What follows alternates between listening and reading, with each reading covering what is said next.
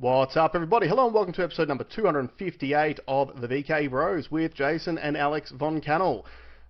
Early apology. Alex is actually broadcasting from an undisclosed location due to the subject matter of today's show. So I'm in an underground bunker. Yeah. I'm in an underground bunker, and this background is AI generated. Yeah, yeah. He's actually in a hole beneath the sand somewhere with a fan and a vent. Like Saddam Hussein. Yeah, with perfect phone reception. Yeah. How good? Thank you, Starlink. So this week we have a pretty big show, and you know what? It's funny because Alex and I, we want to talk about Bitcoin just up front because it's just hit a new all-time high, and some things that you might need to know about that. But the main guts of this show is obviously going to be centered around the Epstein list, and the apparently no Epstein Lack list. thereof. Yeah. And I was thinking about this because one of the things we've said on the show a few times recently is how a lot of this big news stuff seems to happen over the weekend. And because we record on a Friday, it usually means that by the time we are talking about the hot button issue, it's a week removed. But here's the thing I was thinking about this. Being first to press is the most profitable. I think being last to press can actually be the most useful, because it allows some time for us to get as much information as we can, to digest things, to pontificate upon things. So, and it's interesting. Shout out to the audience. It's remarkable how many of you guys have reached out to both of us in the last even few years, and have told us essentially we're the only news you listen to. Like, you essentially wait for us. So look, you might get there a little bit later. But I do think that it is helpful for us to be a little bit more accurate in the things that we discuss on the show. So hopefully you guys appreciate that as well. But also, too, it's interesting, just letting the dust settle. Yeah. Because if you just throw the amount of stuff that just gets thrown out there, and it's trying to elicit a response, and the response is never a good response. You know, we talk about this all the time. Is like, if you react on feelings, you're not going to make the right decision. Mm-hmm. So the fact that we usually do have a couple of days to sort of get our heads around it, hear more news, try to, test the ideas, compare it up against, what's the opposite, what's the enemy saying, Yeah. Like, just adding those data points. Yeah, and actually trying to provide a balanced analysis of the issues. Whereas outrage gets clicks, outrage sells. Yeah. Best example of this is the online ecosystem after State of Origin Game 3 this week. A lot of the most viral reels have just been people railing about the refereeing decisions. And it's like, yeah, was there a sports ball game on this week? There was a sports ball game on. And look, we're not gonna get into it. Obviously Queensland won. Just the one thing I will say on it is that New South Wales was stuffed as soon as Cameron Munster's dad died on Sunday, because that had Origin folklore written all over it. New South Wales, overwhelming favourites to win the series at home in New South Wales. Cameron Munster, who was just named Queensland captain last game, his father passed away on the weekend. It was up in the air as to whether or not he's even going to play, and I got to say, it was one of the most impressive things I've ever seen in sporting history in the way that the team rallied around him, because Queensland played almost the perfect game in at least the first half. 0 errors in an Origin match is insane. And you could just see that when Queensland went up to an early lead, the looks on the New South Wales players' faces were shock, horror, like, it's happening again. We've gone from a series we were supposed to clean sweep after game 1, where they absolutely thumped Queensland, to Queensland is about to snatch victory from the jaws of defeat all over again, and they just crumbled. So anyway, Origin folklore, that's enough to be said. Hold on. I want to ask you an Origin question. Sure. There seems to be far more talk in the zeitgeist about Game 2's being rigged. It's all the games, in my opinion, being rigged now, apart from Game 3's. Although, even in saying that, it appeared that... So Ashley Klein is the referee who reffed all 3 games, and in Game 1, which was played in Queensland, so the home team should have won. Like, the home team usually wins in Origin, because you got the crowd behind you, and the crowd often influences the refereeing decisions, because obviously they call them for stuff. And New South won in an absolute landslide, but they won the penalty count in the first half, something like 9-0, like ridiculous. Wow. And the thing is, as a footy fan, most people who watch footy a lot are watching it going, those calls are bullshit and they shouldn't be called, whichever side of the fence you're on. And then game 2 rolls around, and in the second half of game 1, all of a sudden Queensland started getting a flood of decisions. So it's like they wanted New South Wales to win game 1, but they didn't want it to look obvious on the penalty count at the end of the game. So if you even it up in the second half, it looks legit, but you've already created a result. Yeah. The exact same thing happened in game 2, but the polar opposite way around. I think at the end of the first half, Queensland had won the penalty count like 7-2. And even me as a Queensland supporter, I'm texting the boys in the group chat, because there's heaps of New South Wales fans in there too, going, half these calls are bullshit. Like, I'm not okay with this. But here's the thing that I will say. The thing that leans me towards corruption being involved in this, number one, the prevalence of gambling money in professional sports in Australia is gigantic. But I think it's actually a little bit bigger than that, because State of Origin is the only NRL fixture that Channel 9 has exclusive rights to. So you can't even watch Origin on Fox Sports, on KO, right, on any other platform. It's only Channel 9 and their affiliated channels, like their 9HD and like online platforms and stuff like that. So consider the amount of money it would either make for or cost them if the series was wrapped up after 2 games. Yeah, 100%. I think about it all the time. It's just what's the incentive? Yeah. And the incentive is like millions of dollars. It's probably hundreds of millions of dollars, realistically. Yeah. And again, unfortunately, if you're the NRL, you would comply, because everyone talks about how well paid these players are these days. It's because the salary cap is directly tied to the broadcast deals. So the only reason why the salary cap keeps increasing and they can keep paying these players more and more money is because the bargaining deals that they've done with the broadcasters get more and more lucrative every year. So unfortunately, you just said the magic word, incentives. If you are tied at the hip because of funding, you're probably going to do what your financier wants you to do, right? What gets you funded. Yeah. So look, honestly, it's a real shame.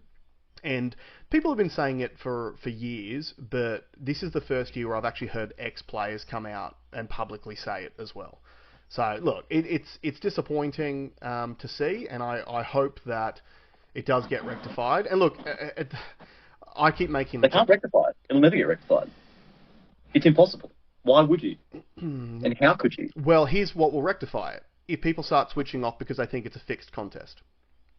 Yeah, I don't think they will. Probably not. Yeah, NRL fans. Yeah, we get hit in the head a lot.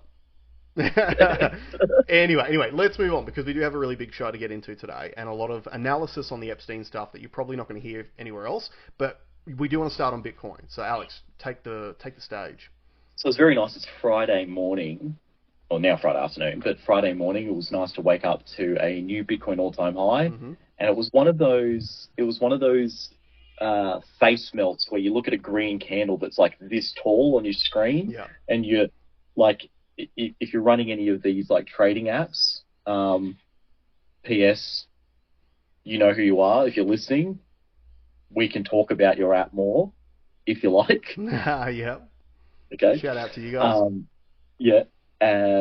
But it literally had to rescale on my screen to fit the large candle in it. So apparently a whole bunch of short positions got liquidated, including one of my own. Nice. While I was doing my piece. Thanks. And I lost $50 to make whatever the increase was, $3,000, $4,000, $5,000.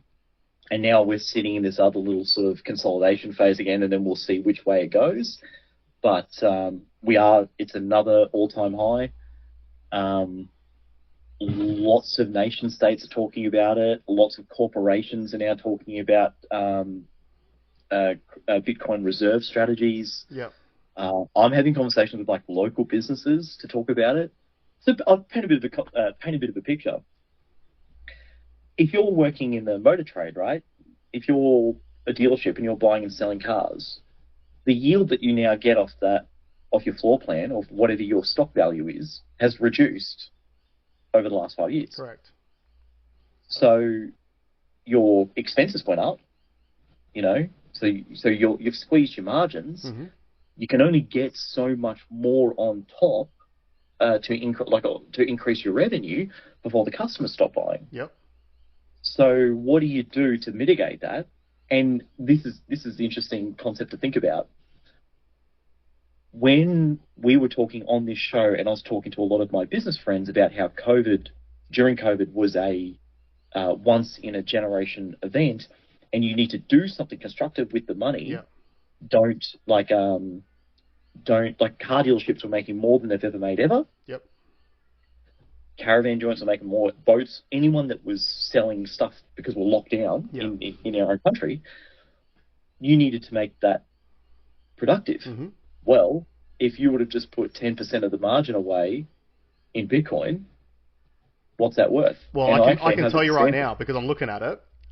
In the last 5 years, so since 2020, Bitcoin has increased by 1,226% in 5 years. There you go.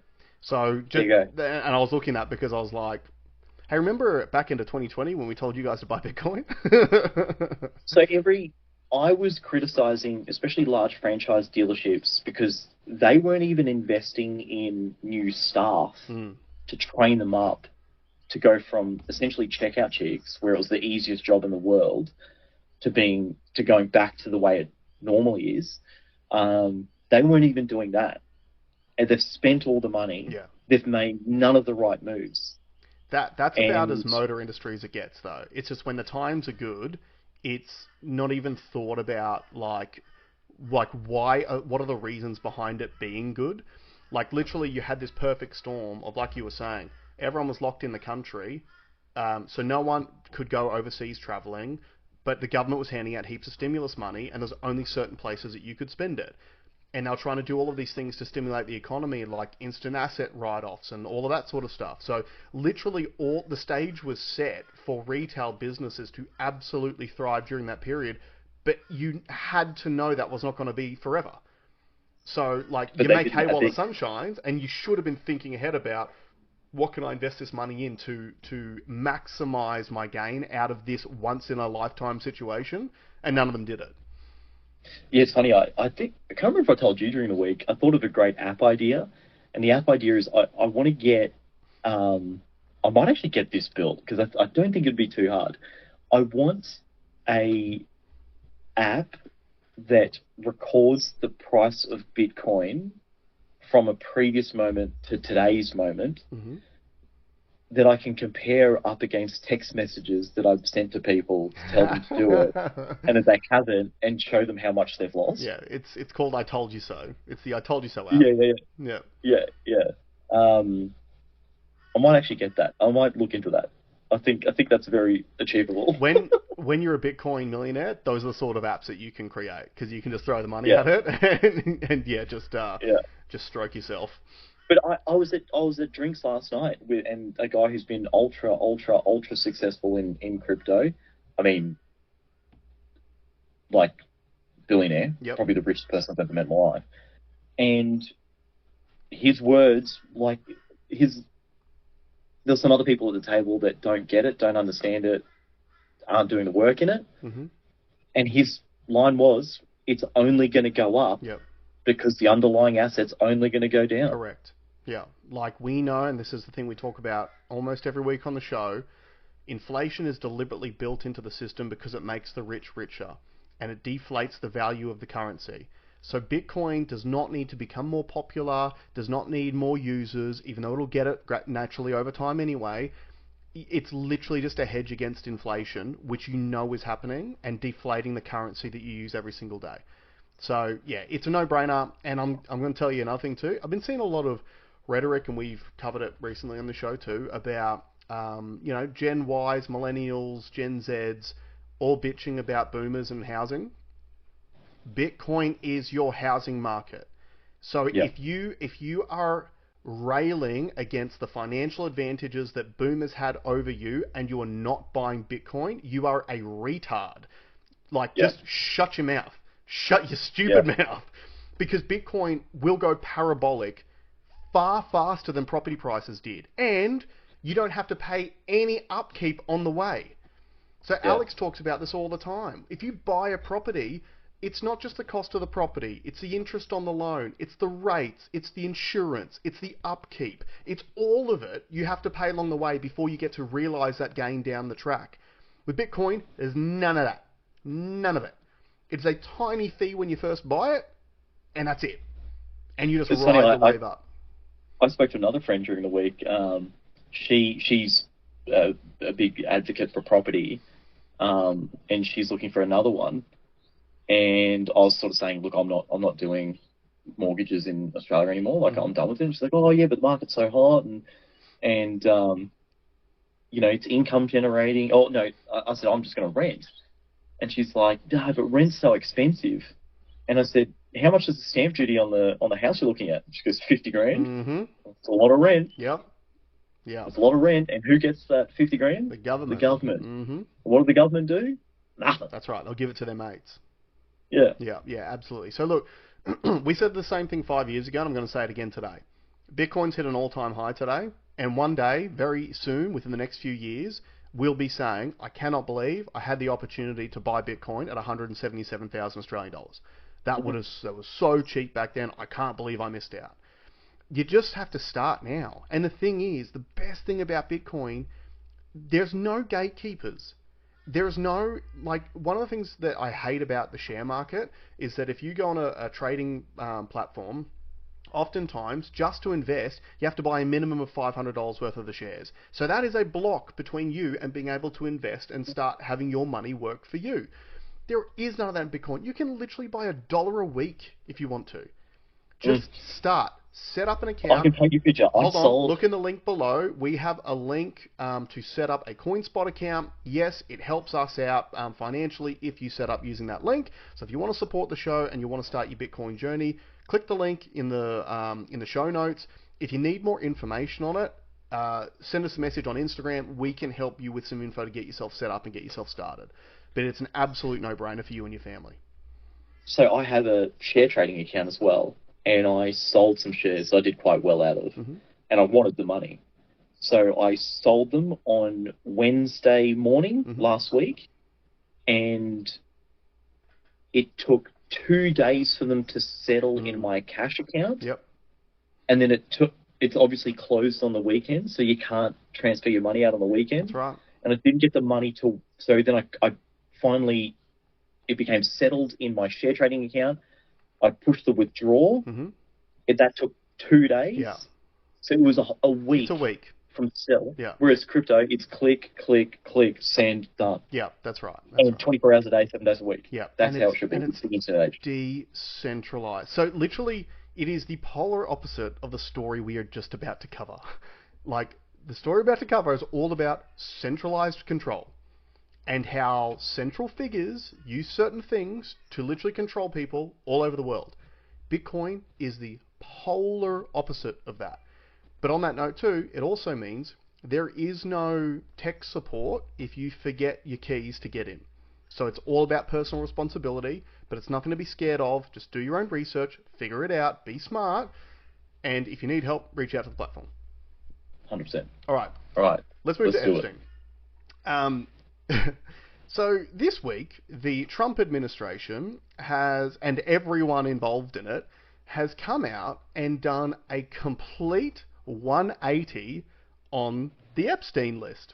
So, and I'm talking, so you're talking Trump, you're talking the Attorney General Pan Bondi, you're talking Kash Patel, you're talking Dan Bongino, you're talking all the people who literally, some of these people created careers based on the Epstein list and releasing it. Yeah. Every single one of these people were saying, on day one, we're going to release the list. And all of us people went, yay, we're finally going to see the list. And then, so just a bit of a precursor, you go back a few months, and there was people, James O'Keefe Media Group, actually released a video of Pam Bondi, a hidden camera footage that they recorded her having a conversation with someone at a cafe where she was talking about how they were having to go through hundreds and thousands of hours of video footage from the island, and it's Epstein, and it's with little kids, and it's, you know, horrendous, and etc. And then when that video got released, she literally had to front the media the next day, and she literally said a statement. the Epstein list is sitting on my desk, and we are going through the hundreds of hours of footage. It's thousands of victims. It's horrendous, etc., etc. And then this week, she's come out and said that what she meant was the file to look at the Epstein list was sitting on her desk, and having looked at it, there's no list. It doesn't exist. Kash Patel, Dan Bongino have come out in the last 2 weeks saying there's no Epstein list, and he definitely killed himself. And I think Tucker Carlson said it best, and I shared the clip. Oh, it was so good. Yeah, it was so good, the opening of his show. Yeah, the opening of his show where he was interviewing Saga Enjeti from Breaking Point, and I got to say, it was a great show. I really like Saga outside of the Breaking Point's ecosystem. I think Breaking Points breaks his brain a little bit, and yeah, like he can't just be his true, authentic self on that. Ironically, which is supposed to be the whole point of the show. But anyway, so Tucker Carlson said it best when he was saying, "I cannot believe that I'm going to have to do this, but I need to offer a completely unreserved apology to Jeffrey Epstein for all the things I said about him and accused him of." Because he was wrongfully locked in prison because there is absolutely no evidence that he's ever done any wrongdoing. I saw a hilarious meme. I don't know if you shared it. Epstein kills himself months before he would be acquitted of all crimes. Yep, for a complete lack of evidence. So look, what's the real story here? The real story is the Trump administration and everyone involved in it literally campaigned on releasing this list, and now they've done a giant about face and are essentially covering the list up and the Epstein's clients up. And I think Saga, did you listen to that podcast by any chance? Yeah. Right, it was really good. I'd suggest everyone should listen to it if you want a bit more context around this. But Saga made a really good point, and what he said was the point of the way the administration has handled this, because it's been so blatantly obvious and no one believes them. And this is where you need to give credit to the right side of politics. None of them are going with it. Everyone is railing against Trump and the administration, going, this is bullshit and we know it. That's actually a really good point, because if you think about similarly weighted issues from the left under Biden, correct? Like, talk about when he was clearly not fit for the job, and literally everyone on the left defended it. No, that's not true. No, you're being ageist. Or no, he's fine. He's the strongest I've ever been. They created a new psyop term called cheap fakes to claim that the clips you saw of Biden were AI generated fakes. Cheap fakes. So yeah, you do definitely have to give the right credit. It's like, well, they're still willing to stand up, even if it's their guy. So that's not team politics. Yep. That's that's real politics. It's sticking to your values, and this is one of those, we call them moments of truth, when you can say what, like an example of a moment of truth for me during COVID was vaccine mandates. We had a lot of friends who were going, I'm never taking it, dude. I'm never taking it. I would get pushed over. And then the vaccine mandates came to Queensland, and they're like, oh, but if I'll lose my job, man, so I've got to take it. Like, that's a moment of truth for me. When I heard one just that, like, I can't go to a cafe now, I'm taking it. Yeah, okay, well, no, fuck those people.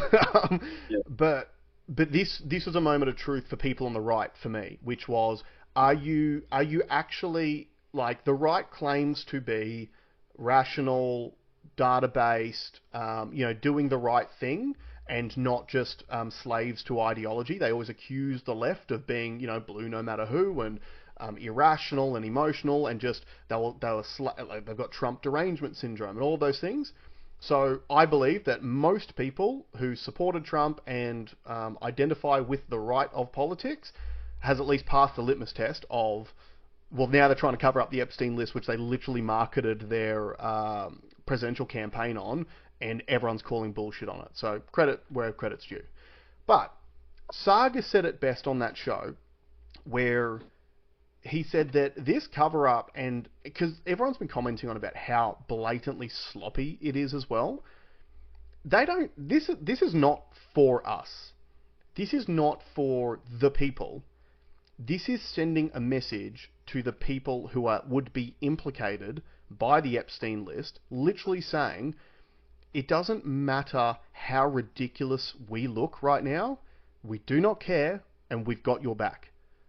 Yeah. We will Yeah, protect you, no matter It what. shows the real power structure. Yeah. Like, it's showing, and I have heard this theory in regards to this. This might be, so this is me trying to loosely defend Trump. Mm-hmm. Okay? Why not make it look so outrageously like Ridiculous. ridiculous that both sides of politics, left and right, lobby so hard and push so hard that the hand is forced?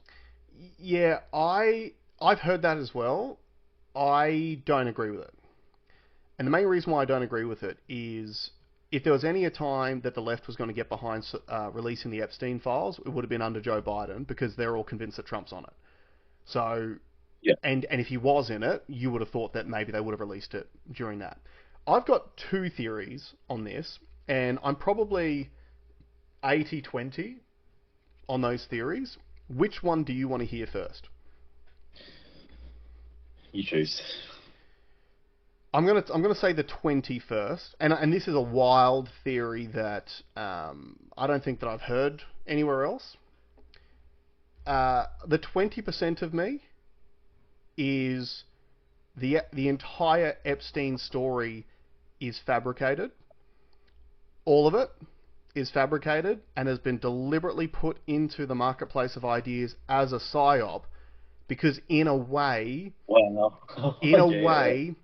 it allows these same intelligence organizations the same level of power and control over, whether it's elites, oligarchs, powerful people, etc., because we all know that one of the best ways of silencing dissent against the government from powerful people is accusations of sexual impropriety.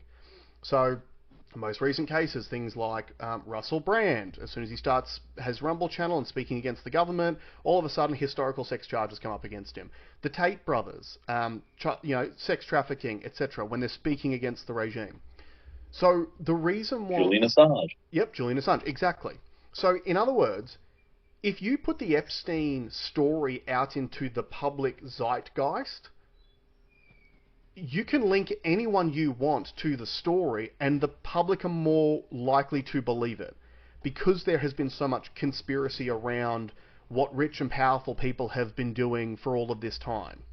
So that's my 20% theory. The entire thing was a fabrication. Yeah. It's used as a control tool in exactly the same way as if the list actually existed, right? That's one side. Yeah.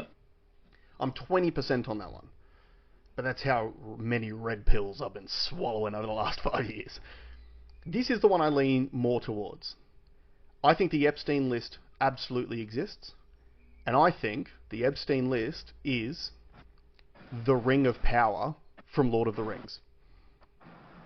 And for people who are not Lord of the Rings fans, who don't know what I'm talking about, the Ring of Power is the central object in the entire Lord of the Rings franchise. And essentially, the way the story goes is that of all the different races, they created these magical rings. They gave 3 to the elves, 7 to the dwarves, 9 to men, and those rings granted them the power to basically govern their own people. So, in other words, you're handing out these rings of power to therefore control the people underneath you. But at the same time, the evil Sauron was creating his own ring, unbeknownst to the rest of them, which was the one ring that was going to rule and control all of the other rings. So you give these rings out, and these people think they're taking these rings and receiving the power to control their masses, but there's the one ring that rules them all, which therefore can control all of them. And that's like the guts of that story. And the reason why I say this is because in Lord of the Rings, all the good characters, when they hear about the ring, talk about, well, if I got the ring, I would destroy the ring, and I'd throw it into the fires of Mount Doom, right? Like, that's the story. And yet, when they get the ring and all of a sudden discover its power, the corruption starts to seep in. And then you get characters like Boromir, who was a good character, who the ring corrupted him and he wanted to take it for himself. You look at what the ring did to Gollum, because he was obsessed with just holding on to my precious, right? It's the corruption that that power gives you, right? Now, why do I think that the Epstein list is the one ring to rule them all? Because you look at how the tiny, relatively tiny country of Israel has been able to control nations all over the world that even have nothing to do with them. So let me give you some examples. So in America, like a few data points. In the last 2 weeks, a few things have happened.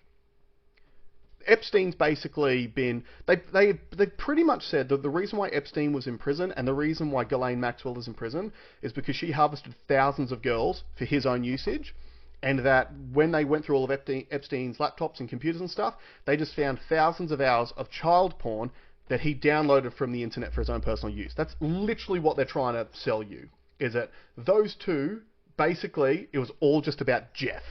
Horny Jeff. That's a story they're selling. The dead one. The dead guy. Yeah, the dead guy. The guy who died in prison. Oh yeah, I forgot. Did you see that they released the jail cell footage that proves uncategorically that he wasn't murdered in prison? Did you see that? Yeah. Which is just a static door. Static door, and then there's a minute missing as well of it. Yeah, and also a different door to the door that was shown when it first happened. Yep, and also the fact that when it first happened, they said that there was no footage because the cameras malfunctioned on the day, and that all the guards fell asleep, and that what they're trying to show is that no one entered or left that block because it's the most secure part of the prison, but there were other prisoners that were housed in that block. And straight after the Epstein things happened, those prisoners were sent to different prisons, and no one knows who they are because they refused to release their details because of privacy reasons. And as Tucker Carlson put it, these people can't vote, they can't own a gun, they don't have any rights, but they've got the privacy that their names can't be released, even though they might be subjects in a murder case, right? So this is the level of ridiculousness that's coming out of the Trump administration now. Look at Australia. So I was going to play a clip, and we do have to apologise because Alex is off-site. We don't actually have the ability to bring up resources today. I'm going to put a clip in the show notes of, there's a journalist from Australia called Michael West. He's got his own media group, Michael West Media, and he put up a great video about essentially the anti-Semitism scam that is happening in Australia at the moment. And he goes through and details all of the different cases that were sold to us as blatant anti-Semitism in the last 12 months, or even probably closer to 9 months, in the lead up to such things as the hate speech legislation being passed, and etc. And the key point that I want to make out of every single one of these things, he rattles off about 5 different stories that were massive in the media. So the exploding Jew van hoax is the one that we always talk and laugh about. Yeah. There was a recent... The banknotes. Yep, there was the fake banknotes one. There was the mosque that got... Not mosque, sorry. The... what's a Jew mosque called? Synagogue, that's the one. The synagogue that got burnt down. There was... What is the Jew mosque called? That's why people tune into the show, all right? Because we speak in plain English. Yeah. Anyway, the key point that he has made out of every single one of those news stories is that the police have walked away from every single investigation, and not one person is in prison for any of those different supposed atrocities. So in other words, they're all fake. Yep. Because if they weren't fake, there would be people in prison for committing those things. And this is the same point as Tucker was making in his interview with Ted Cruz, when Ted Cruz tried to justify America's bombing of Iran's nuclear facilities by saying that Iran had attempted to assassinate Donald Trump. And Tucker's like, okay, cool, so who's in prison for that? He just tried to worm his way out of it. And it's like, no, that's just a bullshit story. It is a psyop to manufacture people's consent to bomb Iran. These bullshit anti-Semitism stories in Australia are designed to manufacture our consent to be censored so that you cannot be critical of Israel. And I just want to remind some people, like, so literally what's happening at the moment, and our government announced this week, they are talking about writing into the national school curriculum that our children will be taught the perils of anti-Semitism. Not bigotry, not racism, not any broad term of essentially treating someone poorly based on an immutable characteristic. Specifically, the perils of anti-Semitism, which is completely centered around Judaism. Yeah, I actually have a different. I think it's something else. So let me flesh it out though. So in other words, the Ring of Power, right? It is being used to control governments around the world. The US government is clearly doing things that do not align with at least their words and actions in the lead up to the election to the benefit of Israel. The Australian government is clearly... Albanese used to protest against Israel when he was a young activist. There is video footage of it. Go and look it up. You'll be able to find it everywhere. He is he is supporting Israel. We are sending them parts for weapons so they can perform a genocide in Palestine. And that's what it is. The current death toll in Palestine is 55,000 people. And yet we are being told in Australia that we need to teach our children the perils of anti-Semitism because there's too many people criticising what Israel's doing at the moment. And the thing that just keeps need to be said is a government does not speak for all of its people. Albanese does not speak for Alex and I. Donald Trump does not speak for every Democrat American, right? So why do we pretend that Benjamin Netanyahu speaks for all Jewish people all over the world, and if you criticize Netanyahu for his behavior, you're an anti-Semite? Again, it is a shield that they hide behind to basically be given carte blanche to do anything they want. But here's the thing. So let's say that you had the Ring of Power, and as the Lord of the Rings shows, that Ring of Power is ultimate power. So imagine that you had access to that. My question to you, Alex, would be, what lengths would you go to keep it? I mean, you'd do anything. So here's some data points for you. I don't think that this is necessarily related too much to what Israel's doing in Palestine. I think that that's a holy battle. That's a battle over the Holy Land, right? The Jews want the Holy Land, and they want all of it. That's put aside. But there's another data point too, which happened over the last couple of weeks, which was the Diddy trial. Diddy was essentially charged with the most minor offence that he could possibly be charged with. And as we covered on the show at the time, when Diddy was arrested, when was it, a year ago? When he was first arrested, the key points around the Diddy investigation were that Diddy was essentially running the same compromat organisation as what Jeffrey Epstein was, but just in the music industry. So he was having these freak-off parties where he was inviting rich, powerful, famous people, and they were doing some freaky things. And he had cameras in every part of his house. There was news stories covering the fact that when the arrest happened, he had people go to his house and then fly off on one of his private jets. Yeah. And the question was, what has he taken? Is it hard drives? Is it video footage? Like, what was removed from Diddy's house? Since Diddy was essentially acquitted of doing anything that could put him in prison for a long time, there is no discussion on any of that stuff. Yeah. So you've got Jeffrey Epstein's compromat organisation basically quashed. No more discussion. Like the Trump administration literally said this week, it's case closed on Epstein. Case closed, wrapped up in a bow, gone. Diddy's the same. Diddy's compromat organisation, case closed, no more discussion about it. All that stuff never existed. Case closed. In the same week, Benjamin Netanyahu visited Donald Trump for the third time this year. The dude's at war with everyone in the region at the moment, but he's got time. Yeah. For the third time this year, he's visited Donald Trump, and he's nominated Donald Trump for a Nobel Peace Prize, right? So here's my question to you as the viewers. Let's say that the Epstein list is the Ring of Power. It was a creation of the Mossad, which, as we all hear ad nauseum, The Mossad, which is the intelligence agencies for Israel, are the most sophisticated intelligence service in the world. Everyone constantly talks about how impressive they are, even though they couldn't figure out that a few Hamas militants were going to jump the border on October 7, and for some reason the Israeli government, the Defense Force couldn't respond to that for like 6 hours, even though if you want to fly from like one side of Israel to the other on a helicopter, it takes like half an hour. But for 6 hours, some Hamas militants who jumped the border with parachutes were able to butcher people, which then created the justification for Israel's demolition of Gaza.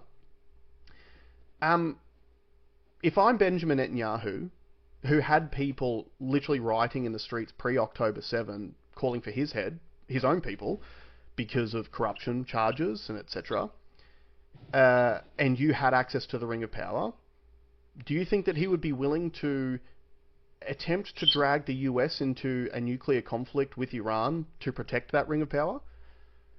Yeah, I mean, it's so plausible, which is what makes it so terrifying. It is a terrifying thought, isn't it? Because you've got to remember, all these data points have happened within the same month. Diddy acquitted, Epstein acquitted, the peace deal done between Iran and Israel. That ended way faster than I was expecting. And I think part of that agreement was Israel literally pulled the best chess move it could do. We're attacking Iran whether America likes it or not. Hey, Trump, you guys keep talking about releasing that list. I'll do a peace deal with Iran, but you suppress the list. That's what I think this comes down to. I mean, absolutely plausible. It all fits. It's so scary. The fact that Trump and his team of renegades literally folded into the wind as soon as it seems like they were told to. Yep. Even look at Tulsi Gabbard. It does, but hold on, it does feel too blatant. And this. So I've got a couple of things running through my head. I wonder if this part is on purpose, maybe for two reasons. So reason one is Trump's plan to make it so ridiculously obvious that everyone on the ground is in absolute agreement that there's something wrong, and there's like a mind shift to finally get rid of the Zionist movement, right? So get enough support, literally flinging matches into the people of America, the people of the world, really. Or are they almost antagonizing to the point? And this is I feel this mostly about Australia. I think Australia wants a domestic terrorist attack. I think they want it. When you say and Australia, are you referring to the government or are you referring to the people? I think the Australian government wants a domestic terrorist attack. Remember that? Remember the last year's threat assessment? Yep. Extremely high, and we're talking on this show like, it ain't that high. Like, we're hearing nothing. And didn't you find it interesting with that? Because that was ASIO coming out saying extremely high to have a essentially Muslim terrorist attack in Australia, and yet the Australian government was importing more people from Muslim countries than any time in our recent history. Yeah. Yep. And now they know what they're doing. Like, seeing Chris Minns talk is dystopian. Is crazy. Orwellian, I should say, actually. Orwellian. Yeah. It is so backwards, and everyone can see it, and yet he's saying it with his own conviction. Yeah. He's, but I almost wonder if it's antagonizing us on purpose to push people over the edge, because it's ridiculous. It is. You don't need laws. We have laws in place to stop bad things from happening to people. Yep. We already have those laws. Correct.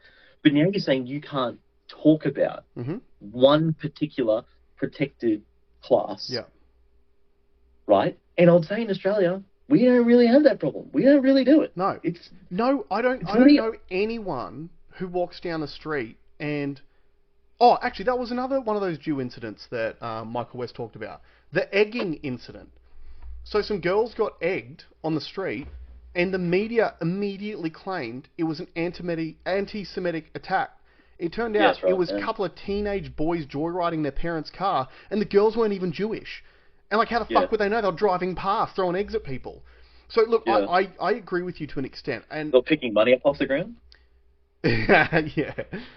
This is the Hegelian. Can I get arrested for that? Yeah, probably. Yeah. That's why you're in your hole underground.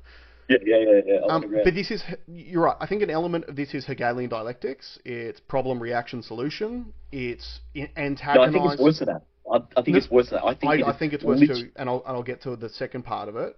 So I think on the one hand, you're correct. They want someone in our society to become radicalized enough where they take matters into their own hands, which then allows justification for them to further clamp down with brand new laws and powers to further remove our rights. I think a lot of this too is a demoralization campaign of the population.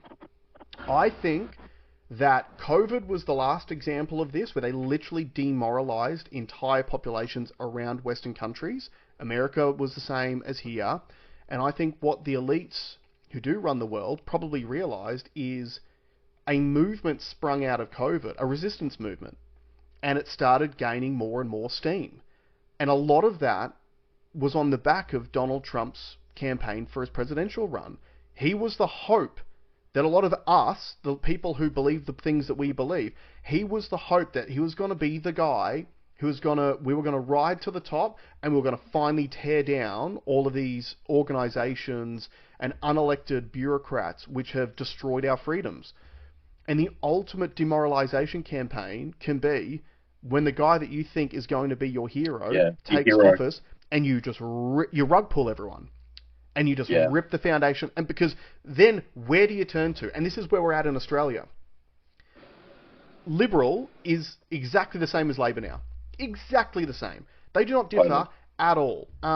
Is it Susan Ley, the new Liberal leader, literally coming Yeah, out again good in stuff. support of all of these new anti-Semitism laws and putting it in the curriculum, and she's a fan of DEI and gender quotas and all the shit that the Liberals are literally supposed to oppose. It is in their charter to oppose all of these things, but they're just locked in on it. So in Australia, the population's already essentially demoralised, but we did see in the last federal election that a lot of people who lean to the right and are more conservative ditched the Liberal Party and they voted for the minor freedom parties.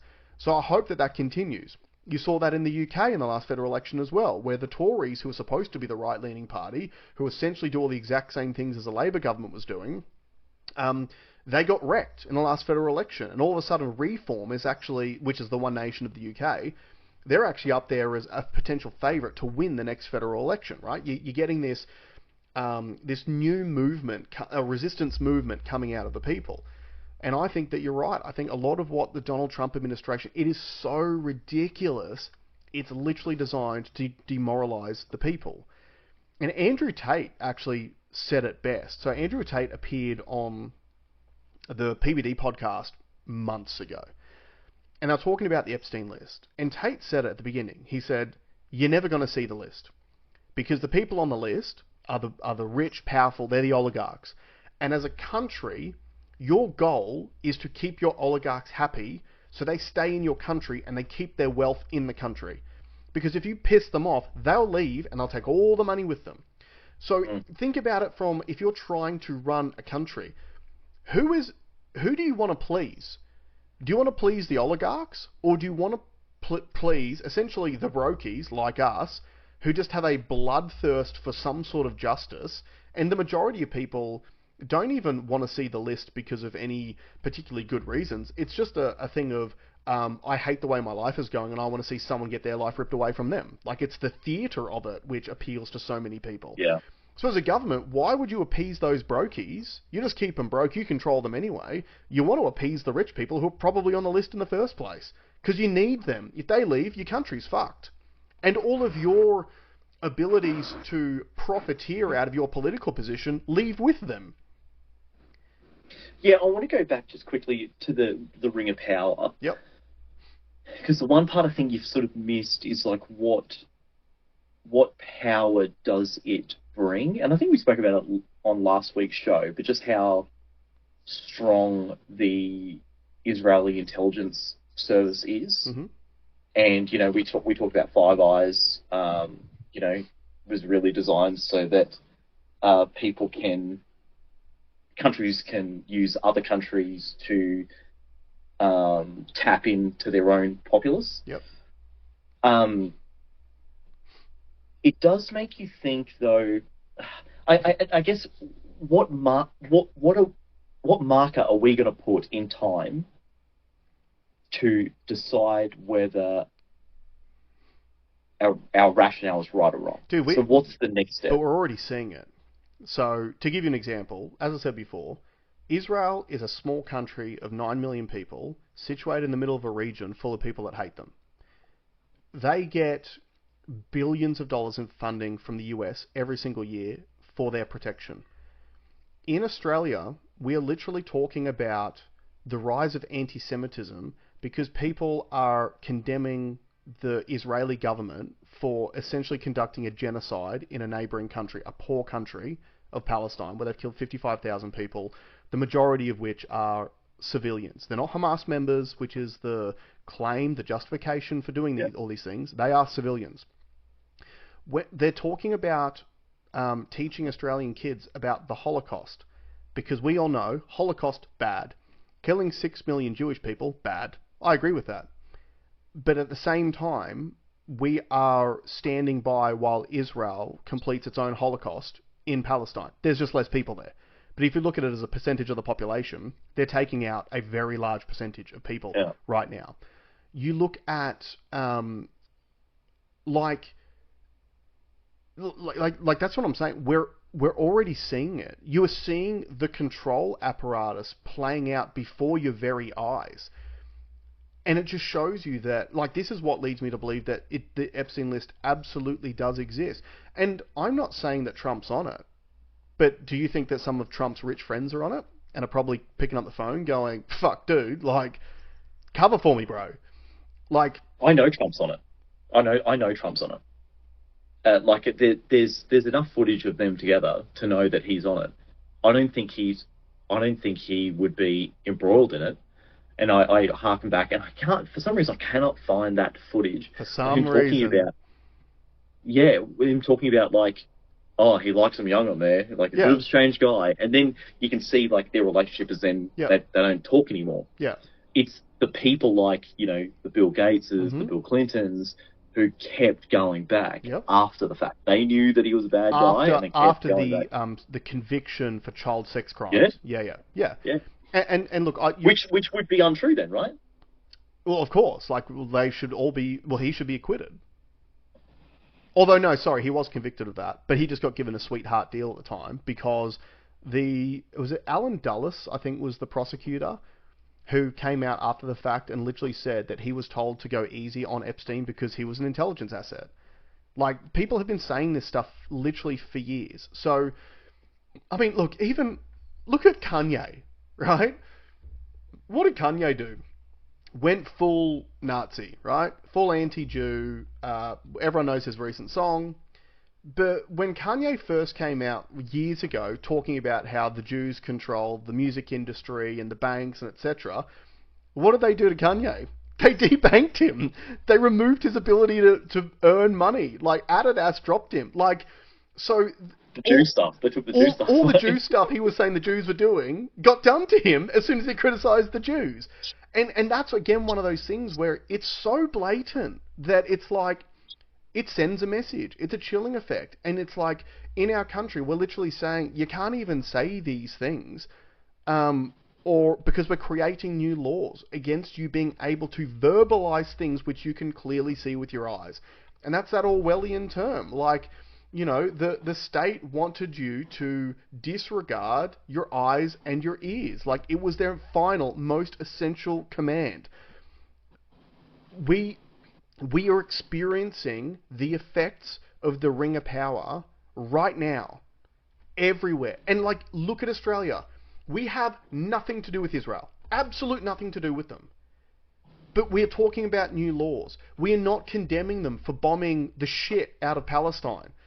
Like, we're supposed to be the nation which sticks up for the underdog, and we talk about all these aid programs. Giving people a fair go. Yeah, and We did that when it came to Russia-Ukraine. How much did our government come out in support of Ukraine? Because they were the plucky underdog being bombed by a nuclear superpower.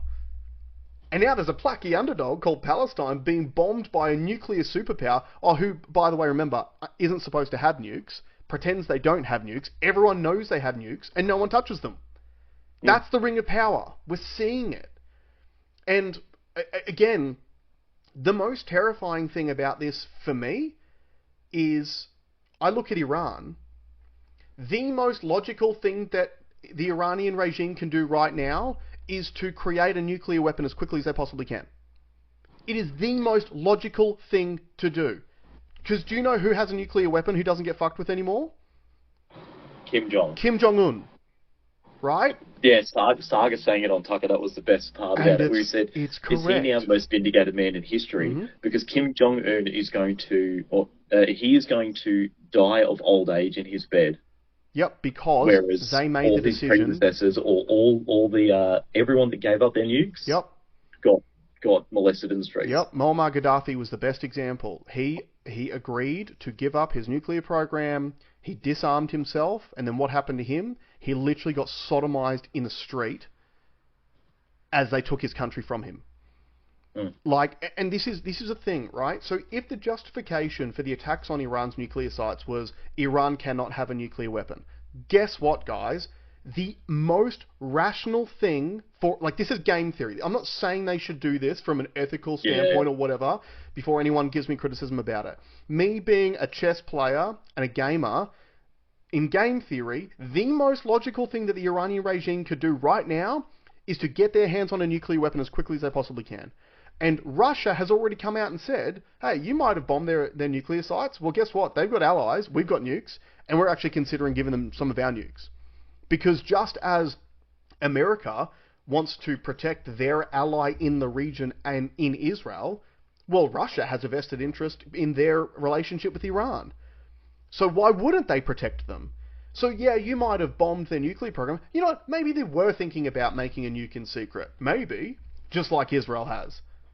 But now they're just going to get them from their allies. And it's the most logical thing for them to do. Yeah. That's the scary part. You've actually created the circumstances in which the thing you feared the most is the closest to reality.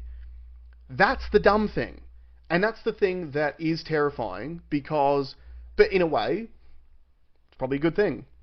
Because if Iran gets nukes, you've got mutually assured destruction. Perhaps, well, it's peace through strength, right? Perhaps the only way that you can get peace in the region is if Iran is on a level playing field with Israel.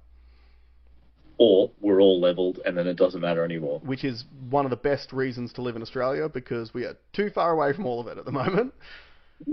Are we? Yeah, well, yeah, look, it's wild. So that's my theory, and I'm 85% on the Ring of Power. I think but going back to yes, you're saying that we're seeing stuff now. What's something we can throw into the future? What's an event that we can throw in the future that we can sort of mark and go, oh, that proves our hypothesis correct? Look, I would say, what more do you need to see for a start? I think we've seen enough. Like, personally, I've seen enough to think that it's true and correct. Because I'm thinking domestic terror attack. But I don't think you need to see that. That's not. No, I don't think you need to. But I'm thinking you're going to see it, and then they can say, see, everything we did was to stop exactly this. Yeah, but that's got nothing to do with the Epstein list. No, it does. I think it does. Why? I think it's connected because I think it's the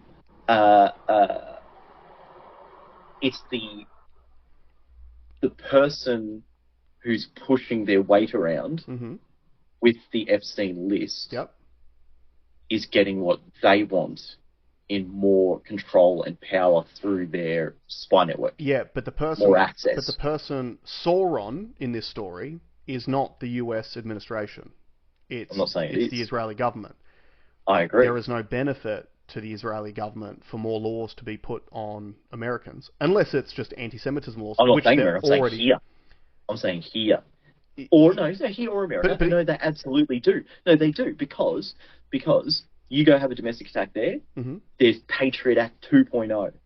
which means facial recognition on every single phone, and guess who's going to run them? Yeah, look, I get that, and there'll be some J's running businesses like Palantir, which will benefit from that stuff, right? Yeah. But what I'm saying is that look again, trying to game theorize it out and looking at what the holder of the Ring of Power would want, being Israel. I think they're already largely getting what they want in these Western countries, which is the cloak of shadows via legislation removing the people's ability to criticize their activities. So when you look at Israel, Israel benefits from a prosperous United States, and especially from a prosperous United States economy. Why? Because then more of those Americans' tax dollars can be sent in support of Israel. Like, they benefit massively financially as a country from American aid. It's like, I think the base that they agreed upon was like $30 billion a year. So just consider that. You're a nation of 9 million people being sent $30 billion a year by the United States. And that's just one country sending them that money. So to them, I don't think that Sauron particularly cares about whether or not the US government can create more justification for censorship of its own people. I don't think they really give a shit. That doesn't matter to them. What matters to them is that when they go cap in hand to the US government officials saying, I want more money because of whatever bullshit excuse I want to bring up, that they go, okay, and they just do the things that benefits Israel. And again, it's not all financial stuff, but a lot of it is literally, like, just consider the fact, what is racism towards black people called? It doesn't have a name. It doesn't have a name. What is racism towards Asian people called? It doesn't have a name. What is racism towards Hinduism called? It doesn't have a name. It doesn't have a name. None of these things have a name. But we have a special name just for hatred towards Jewish people. We have two. We have Islamophobia and anti-Semitism. But again, to me, they're different connotations. Islamophobia is a phobia. It is a fear of Islam and Islamic people. Anti-Semitism is being against the Jewish people. Yeah. It's different words. And again, we use phobia with everything else. Homophobia and, all that sort of stuff. They're all fears, apparently. But anti-Semitism gets its own special word, which means... And again, why does this matter? Well, words are weapons, and they can either be used for you or against you. And it also means that they will get special, specific legislation written purely because there is a word for the thing. If there's no word for the thing, you can't write specific laws around it. The reason why I think the domestic terrorist attack thing is going to happen is that let's say now we've got a populace of people seeing it for what it really is and saying, no, this is all bullshit. Yep. We don't like this. We can clearly see what you're doing. If you put that terrorist act and if you set it up correctly, you can now actually align the moves that the government has made with an action that people might deem as, this might have to be the most horrific thing that we've ever seen. Like this might be 9/11 times 1,000. Yep. Right? If to quote the great Team America World Police movie. Yeah. It was 9/11 times 9/11. Yeah. So do you see what I mean? Like at the moment we're like, this is all bullshit. But if they can align, if they can put an act in that is so horrific that everyone's like, oh shit. Okay. And then you have a loose ability to be able to join those two together. See, that's why we did it. That's what we're going to do. You've already seen it though, in the hoaxes that we pulled off in this country. Because the thing is, they're hoaxes. Yeah, I know. But they're hoaxes. But this is the thing. Let's say that you were trying to do this, but protect your own people at the same time. Like, I mean, what about October 7? They literally allowed Hamas to run riot in their own country for hours. Yes. But I'm saying to bridge the gap, the mismatch between public perception and legislation, the only way to fix that is only one's going to move. Yep. Right? And it ain't going to be government policy either. Yep. So the only way to do it is to do something so horrific that we feel like we needed those things. But again, to do that, it would have to be the most horrendous thing towards Jewish people in Australia. So if you now, for a start, I don't think there is so much anti-Semitism in Australia that anyone actually wants to attack Jewish people in Australia. So it's not going to come from the people. On the other hand, if you're, let's say, that's what I'm saying too. I know. So let's say you're the Jewish lobby and you're trying to make something like this happen to get further protections.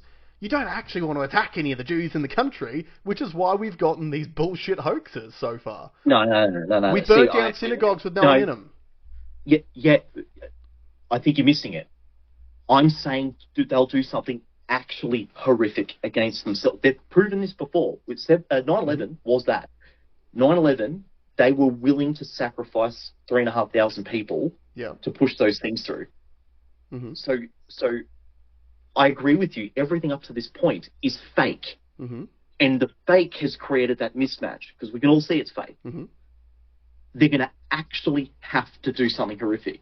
But they're going to blame someone else, clearly. I don't think they need to. I think that you just continue to demoralize the people to a point where they just roll over and accept whatever it is that you want to do. That's the playbook that I think you're seeing. And it worked during COVID. Hey, I have to go.